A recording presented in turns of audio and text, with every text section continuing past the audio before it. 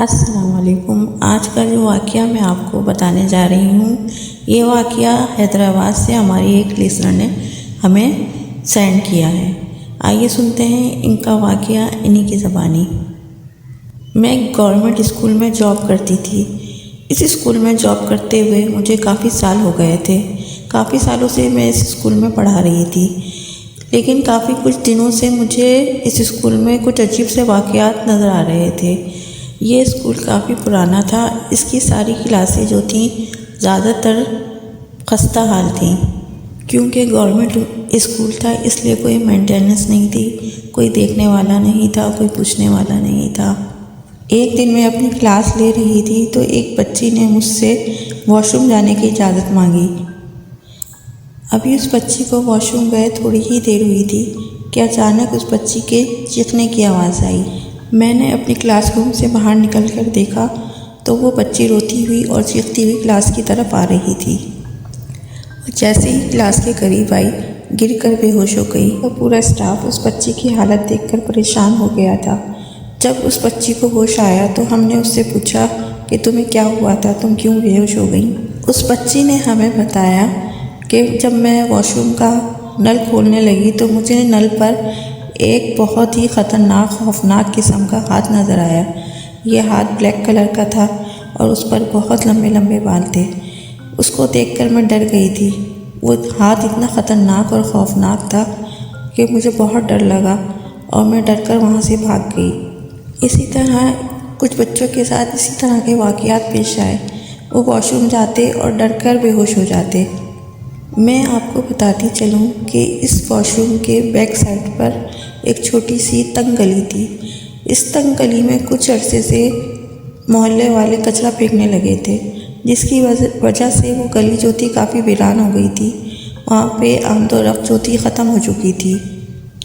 जब इस तरह के वाक़यात वॉशरूम में होने लगे तो स्कूल की जो इंतज़ामिया थी, उन्होंने उस वॉशरूम को बंद कर दिया। इसी तरह एक बार एक बच्चा पतंग उड़ा रहा था छत पर। ये छत जो थी स्कूल के साथ मिली हुई थी, यानी कि उसका जो घर था स्कूल के साथ मिला हुआ था। वो अपनी छत पे पतंग उड़ा रहा था कि अचानक उसको ऐसा लगा उसके सर पे बहुत बड़ा सा एक हाथ है। उसने जो पीछे मुड़ कर देखा, उसने भी यही बताया कि एक बहुत बड़ा हाथ था जो ब्लैक कलर का था और उस पर बहुत लंबे लंबे बाल थे। वो उस हाथ को देखकर डर गया और डर कर बेहोश हो गया था। उसके घर वालों ने उसको उठाया और उठाकर उसको मौलवी के पास लेकर गए। उन्होंने उस पर दम वगैरह किया, वो ठीक हो गया। स्कूल के करीब जितने भी घर थे वो बताते थे कि अक्सर करके रात में स्कूल से आवाज़ें आती हैं। ये आवाज़ें ऐसी होती थी जैसे बच्चे पढ़ रहे हों। हालांकि रात का टाइम होता है और बच्चे तो दिन में पढ़ते हैं, लेकिन उनको अक्सर करके रात में बच्चों की पढ़ने की आवाज़ें आती थी, शोर की आवाज़ें आती। उस स्कूल का एक चौकीदार था जो कि रात को भी वहीं सोता था। एक बार उसको कुछ ऐसा महसूस हुआ जैसे कोई उसको बुला रहा है।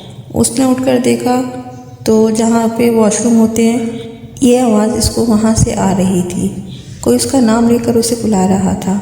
जब वो उनके करीब गया तो उसने देखा कि वहाँ कोई नहीं था। अचानक उसे अपने पीछे किसी का साया महसूस हुआ।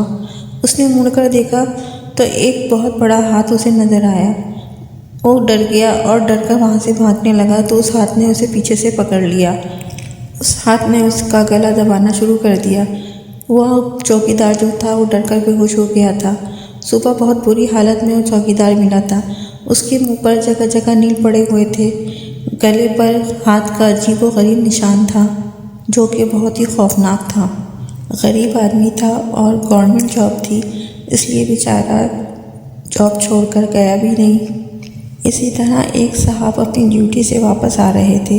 इनका घर भी इसी स्कूल के गली में था। तो रात काफ़ी हो गई थी।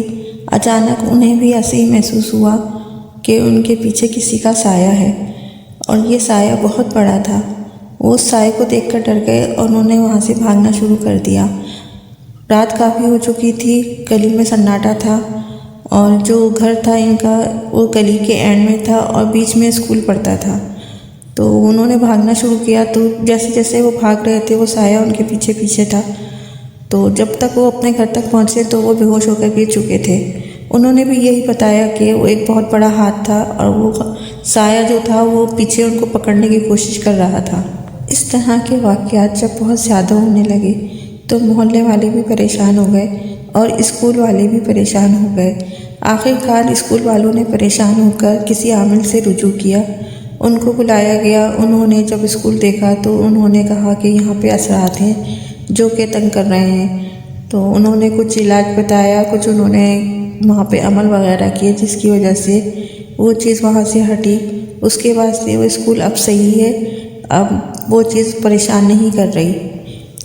उन्होंने बताया कि जो ऐसी ख़तरनाक किस्म की चीज़ें होती हैं वो अक्सर करके ऐसी जगहों को पसंद करती हैं जहाँ पे गंदगी होती है और जो वीरान होती हैं, क्योंकि वो स्कूल जो था काफ़ी पुराना हो चुका था और उसमें सफाई का इंतज़ाम भी कोई ख़ास नहीं था, इसलिए शायद वहाँ पे असरात कुछ ज़्यादा हो गए थे, जिसकी वजह से उन्होंने परेशान करना शुरू कर दिया था।